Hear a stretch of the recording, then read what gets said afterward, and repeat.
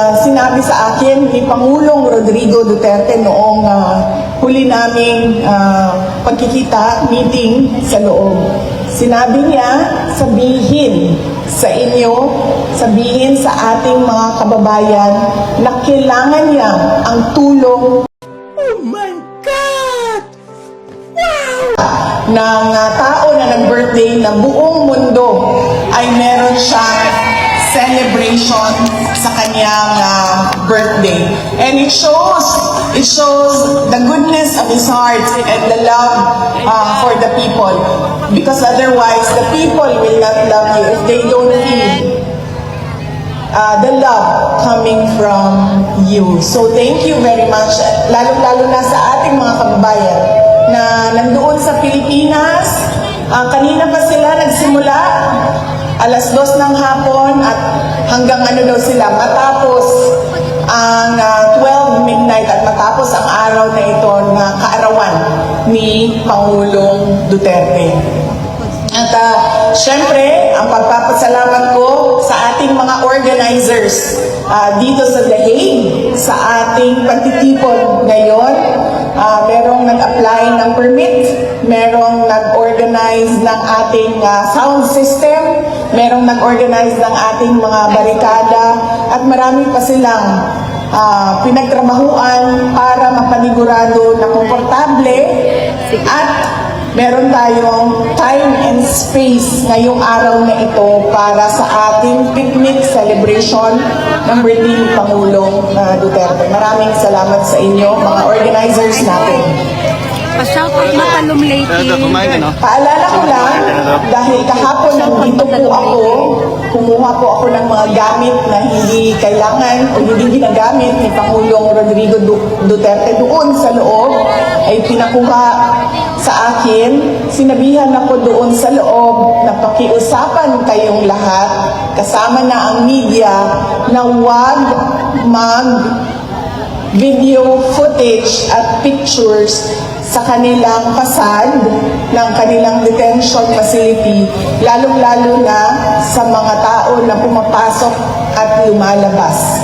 Bawal po sa kanilang protocols ang videohan ang kanilang detention facility. So pakiusap ko lang, sundin natin kung anong protocol nila dito sa videotaping and sa recording and sa photography.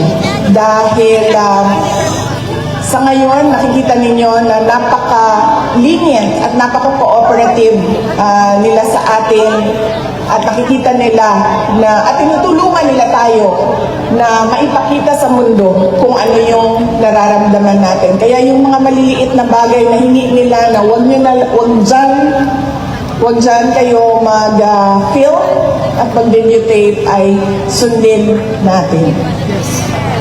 Ang susunod po ay mensahe galing kay Pangulong Rodrigo Duterte. Sinabi niya ito sa abogado kahapon at sinabihan niya ang abogado dahil hindi ko makikita si Inday Sara bukas dahil ang nakaschedule bukas ay ang aking kapatid si Veronica at si Shelito, ang kanyang mama. Sabihin ko sa lahat ng mga supporters ni Pangulong Rodrigo Duterte at sa lahat ng mga abogado na kaibigan niya to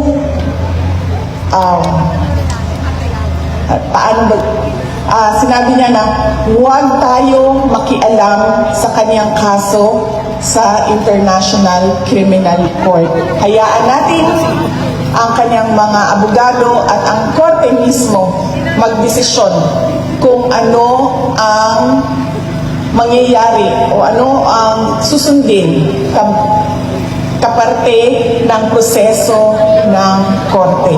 Sabi niya, kung gusto ninyo ipahayag ang inyong pagsuporta, kung gusto ninyo ipahayag ang inyong galit na nararamdaman, or kung kasiyahan na nararamdaman, sabi niya, huwag natin pag-usapan ang kaso at huwag natin pag-usapan kung ano yung nangyayari sa kaso. Lalong-lalo na pagdating sa mga complainants o reklamo na nandyan sa loob sa International Criminal Court. So yan po yung mensahe ng detention center, pakiusap ng detention center sa ating lahat. Yan po yung message ni Pangulong Rodrigo Duterte kahapon na pinadaan niya sa abogada na pumasok sa kanya at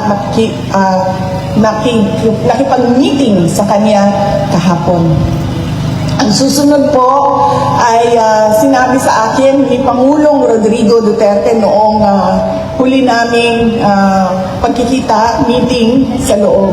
Sinabi niya, sabihin sa inyo, sabihin sa ating mga kababayan na kailangan niya ang tulong ng mga PDP senators at ng kanilang mga guest candidates. So, tulungan niyo po ako isa-isahin kasi noong nakaraan ay nakalimutan ko yung isang pangalan. So, isa-isahin po natin ang kanilang mga apelido. Una po ay si Senator Bongo. Pangalawa ay si Senator Bato de la Rosa. Ang sunod po ay si Senator Attorney Jimmy Bondo. Ang susunod ay si Senator Attorney J.V. Hinlo. Ang susunod ay si Senator Attorney Raul Lambino. At ang panghuli po ay ang ating kaibigan, si Mr. Senator Philip Salvador. Yan po ang candidates ng PDP. At ang kanilang mga guest candidates ay unang-una si Senator Attorney Rodante Marcoleta, si Senator Attorney Vic Rodriguez, Senator Pastor Apollo Kibuloy, at ang panghuli ay si Senator Dr. Richard Mata. Yan po ang sabi niya kasi nagplano sila ng mga kampanya bago siya dinala. Sa pilitang dinala dito sa ICC detention, meron silang mga plano ng mga iba't ibang rallies para sa mga senators ng PDP laban at kanilang mga guest candidates. So sinabi niya,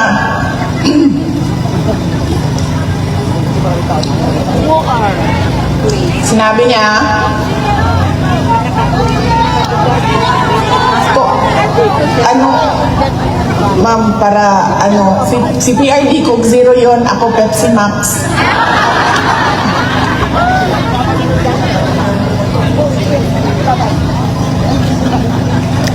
Para balanse ang kompetisyon.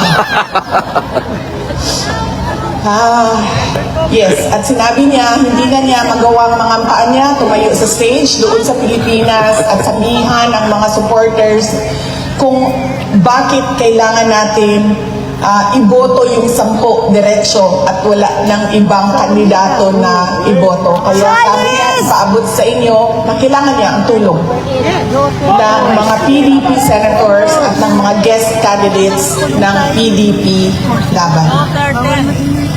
Ang sunod po ay actually, nakalimutan ko kanina, dapat ang opening natin ay pagpapasalamat sa Diyos sa magandang araw na ito. Walang init, walang ulan, sakto lang ang lamig. At nabiyayaan tayo ng pagpahintulot o permission na magsama-sama sa araw na ito. Kanina, habang naglalakad kami, ay narinig ko yung kanta na The Greatest Love of All. Sabi nung kasama ko, sabi niya, maghanda ka ng kanta mo kasi papakantahin ka niyan nila. Sabi ko,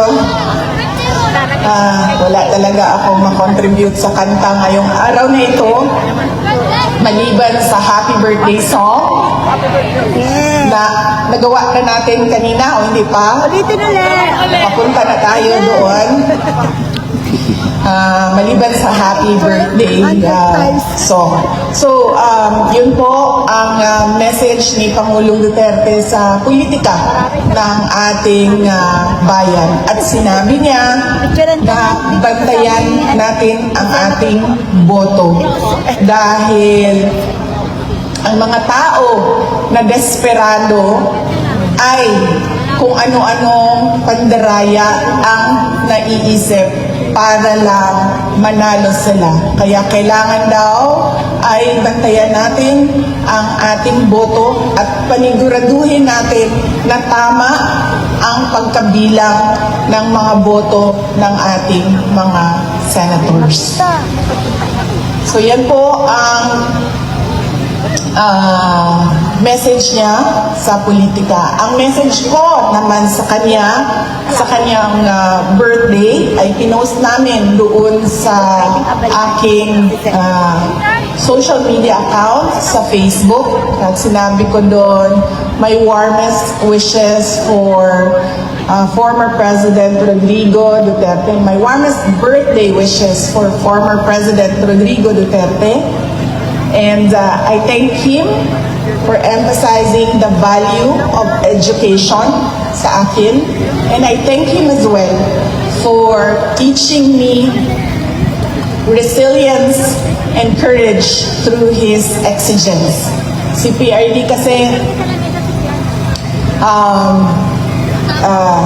very demanding siya as a person, which is good kasi isa yan sa kailangan ng isang leader. Isa yan sa quality na kailangan ng isang leader to make things happen. You have to be very exacting and very demanding, especially sa mga tao na katrabaho mo o kailangan gumalaw para sa trabaho ninyo. And that was his way as well sa amin. Noong kami ay lumalaki. At nagpapasalamat ako doon dahil